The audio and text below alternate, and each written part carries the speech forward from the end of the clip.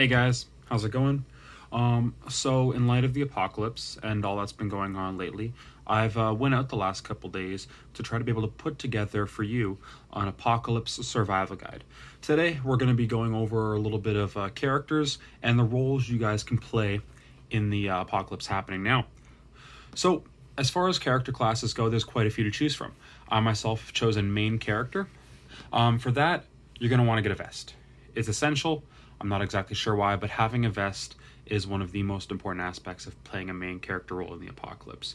As well, what you're also going to need is a MacGuffin, something that the oppressive regimes and gangs might chase you over. In the case of mine, it's a Nintendo Switch with Animal Crossing New Horizons preloaded onto it. But the MacGuffin can be anything that's personal to you that matters in the forthcoming apocalypse and all that.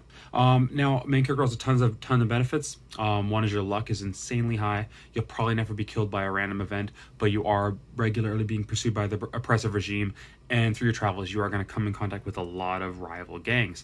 But overall, it's fun, and your role to play is pretty huge. Now, keep in mind, though, that if you wear a hat of any kind, especially a toque, you do basically just become a regular, non-playable, non-important character. So your chances of death are pretty low. You won't be targeted by anyone specifically, but you don't really have anything major to do otherwise. I don't know why, but once you put a hat on, it kind of just makes you a non-entity.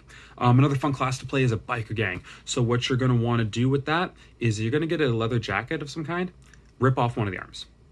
Just take it off. And then you basically just attach random shit to it. I'd recommend like a tire piece, scraps of metal, or anything like that. You're going to want to need a weapon too. Anything that you had set aside for your zombie survival plans works totally well. Like here I have my crowbar that I've kept under my bed in case of zombie attacks.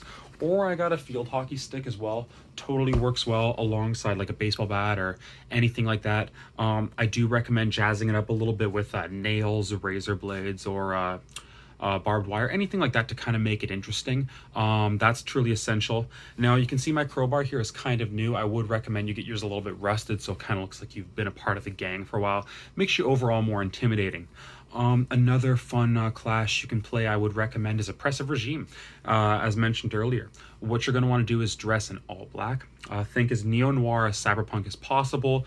Trench coats, sunglasses, leather, whatever. That's your goal. Fun class to play. Usually safe-ish. You're often targeted by the main character, but you will have absolute like control and fear against any rival gangs. So that's always a good one. If you want to be a leader of the regime, you're going to have a cybernetic arm.